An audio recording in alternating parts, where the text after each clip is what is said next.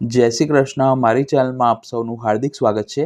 વ્રત ઉપવાસના દિવસે આપણે ફરાળમાં મોરૈયાની ખીચડી, મોરૈયાની ખીર અને મોરૈયાના વડા તો બનાવતા જ હોઈએ છીએ, પણ આજે આપણે ફરસાણમાં બનાવી શકાય તેવી બહારથી ક્રિસ્પી અને અંદરથી સોફ્ટ મોરૈયાની ફરાળી કચોરી બનાવીશું. આ કચોરી આપણે ઉપવાસમાં તથા કચોરી પૂનમ અને વિવિધ ઉત્સવ પર શ્રી ઠાકોરજીને ફળાહાર કે દૂધગરની સામગ્રી તરીકે પણ ભોગ ધરી શકીએ છીએ અને તે લાંબા સમય સુધી ક્રિસ્પી રહે છે. તો વિડીયોને સ્કીપ કર્યા વિના એન્ડ સુધી અવશ્ય જોજો. સૌ પ્રથમ કચોરીનું બહારનું પડ તૈયાર કરવા માટે મેં મેઝરિંગ કપના માપ પ્રમાણે 1 કપ અને વજન પ્રમાણે 200 ગ્રામ મોરૈયો લીધો છે, જેને આપણે સામા ચાવલ, વરાઈ કે ભગરના નામે ઓળખીએ છીએ. તેને એક મોટા મિક્સર જારમાં લઈ સરખી રીતે ગ્રાઇન્ડ કરી અને તેનો એકદમ બારીક લોટ તૈયાર કરીશું. જો તમને લોટ થોડો કરકરો લાગે તો તમે તેને ચાળીને પણ ઉપયોગમાં લઈ શકો છો. અને મોરૈયાનો લોટ જો તમને માર્કેટમાં તૈયાર મળતો હોય તો તેનો પણ ઉપયોગ કરી શકાય છે. મેં 2 નંગ મીડિયમ સાઇઝના બાફેલા બટાકા લીધા છે. તે ઠંડા પડે પછી તેને છોલી લેવા.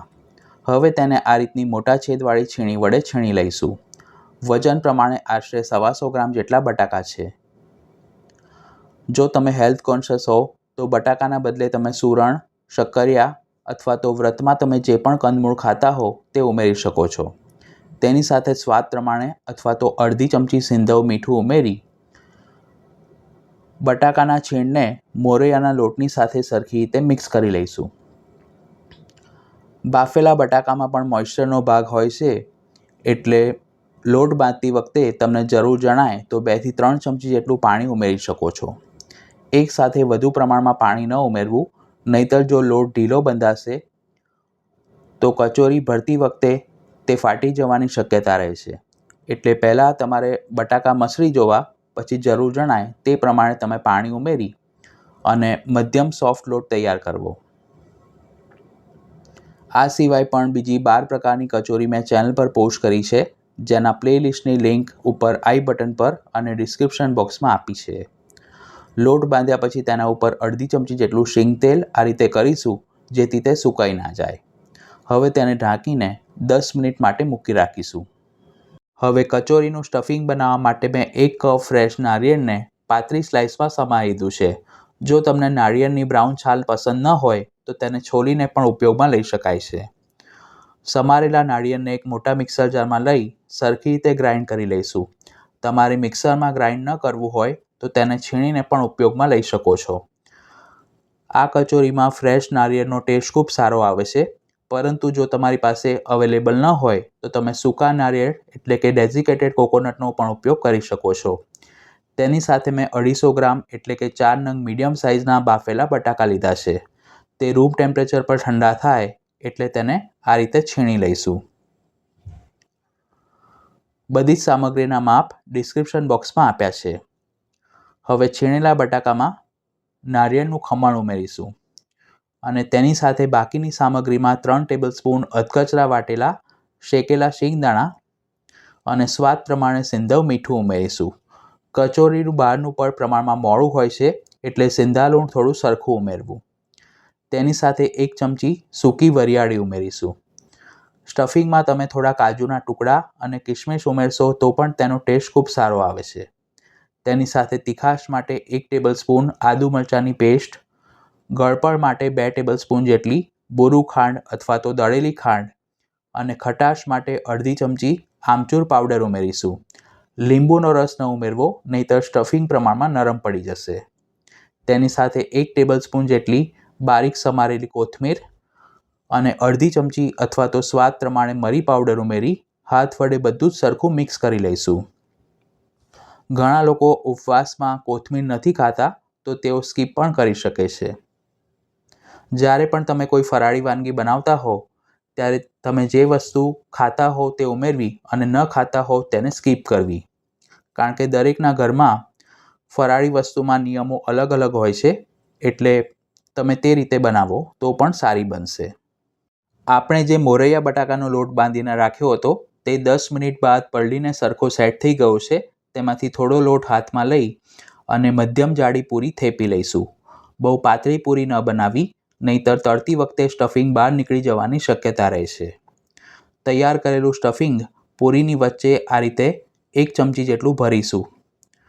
પછી બધી બાજુ કિનારીથી તેને ભેગા કરતા જવું અને તેના ઉપર બિલકુલ પણ ક્રેક ન રહે તે રીતે તેને ગોળાકાર આપી અને જેમ આપણે મગની દાળની ખસ્તા કચોરી બનાવતા હોઈએ છીએ તે રીતનો ફ્લેટ શેપ આપીશું. તમે ગોળ કચોરી પણ બનાવી શકો છો, પણ તેને તળવામાં થોડો સમય વધુ લાગે છે. જ્યારે પણ તમે આ કચોરી બનાવો ત્યારે લોટને બાંધ્યા પછી વધુ સમય માટે રેસ્ટ ન આપવો, નહીંતર બટાકા અને મોરૈયામાંથી મોઇશ્ચર છૂટું પડશે તો તે જરૂરિયાત કરતાં વધુ નરમ થઈ જશે. પછી તમારે તેમાં બાઇન્ડિંગ માટે થોડો શિંગોડાનો લોટ અથવા તો મિક્સ ફરાળી લોટ ઉમેરવો પડશે. એટલે જે સમયે તમારે કચોરી બનાવવી હોય તે સમયે જ તમારે લોટ બાંધવો. પહેલેથી જેમ આપણે મેંદાની કચોરી બનાવીએ છીએ તે રીતે બાંધીને મૂકી ન રાખવો. આ રીતે વારાફરતી થોડી થોડી કચોરી ભરતા જવું અને તેને તળવા માટે કઢાઈમાં જરૂર મુજબ શીંગ તેલ લઈ તેને ગરમ કરવા માટે મૂક્યું છે. તેલ મધ્યમ ગરમ થાય એટલે કઢાઈમાં સમાય તેટલી કચોરીને તળી લઈશું. તળતી વખતે ગેસની ફ્લેમ સ્લો ટુ મીડિયમ રાખવી અને તેલનું ટેમ્પરેચર પણ મીડિયમ હોવું જોઈએ. નીચેની બાજુથી કચોરી થોડી સોનેરી રંગની થાય ત્યાં સુધી તેના ઉપર ગરમ તેલની ધાર ચમચી વડે કરતા જવું, જેથી બધી બાજુથી એક સરખી તળાય અને અંદરથી પણ સરખી સીજી જાય. એકવાર કચોરીને તળવામાં આશરે 5થી 6 મિનિટનો સમય લાગે છે, એટલે તળવામાં બિલકુલ પણ ઉતાવળ ન કરવી, નહીંતર તે બહારથી લાલ થઈ જશે અને અંદરથી કાચી રહેશે. આ રીતે બનાવેલી ફરાળી કચોરી 5થી 6 કલાક સુધી સરસ ક્રિસ્પી રહે છે. પણ કોઈ પણ ફરાળી વસ્તુ તમે ગરમ ખાઓ તો તેનો ટેસ્ટ વધુ સારો આવે છે. ઠંડી થયા પછી તેમાં મોરૈયાનો ઉપયોગ કર્યો હોવાથી તે પ્રમાણમાં થોડી ચવડ થઈ જાય છે. આ રીતે બધી બાજુથી સરસ ગોલ્ડન બ્રાઉન અને ક્રિસ્પી થાય એટલે તેને એક પ્લેટમાં કાઢી લઈશું અને બાકીની કચોરીને પણ આ જ રીતે તળી લઈશું. અત્યારે આપણે જેટલું માપ લીધું છે તેમાંથી મધ્યમ સાઇઝની 12થી 13 નંગ કચોરી બનાવી શકાય છે. પુષ્ટિ માર્ગમાં અષાઢ સુદ પૂનમને કચોરી પૂનમ તરીકે મનાવાય છે અને આ દિવસે શ્રી પ્રભુને આપણે વિવિધ પ્રકારની કચોરી સિદ્ધ કરીને ભોગ ધરી શકીએ છીએ. તો ગરમા ગરમ ક્રિસ્પી અને ટેસ્ટી મોરૈયાની ફરાળી કચોરી બનીને તૈયાર છે. તેને આપણે ફરાળી મીઠી ચટણી સાથે સર્વ કરીશું. તો તમે પણ આ રેસીપી ઘરે જરૂર ટ્રાય કરજો. વિડીયો પસંદ આવી હોય તો તેને લાઇક અને શેર કરવાનું ન ભૂલશો. ચેનલ પર પહેલીવાર આવ્યા હો તો તેને સબસ્ક્રાઇબ કરી બાજુમાં આપેલા બેલ આઇકોન પર ક્લિક કરજો. ફરી મળીશું એક નવી રેસીપી સાથે. Thanks for watching this video.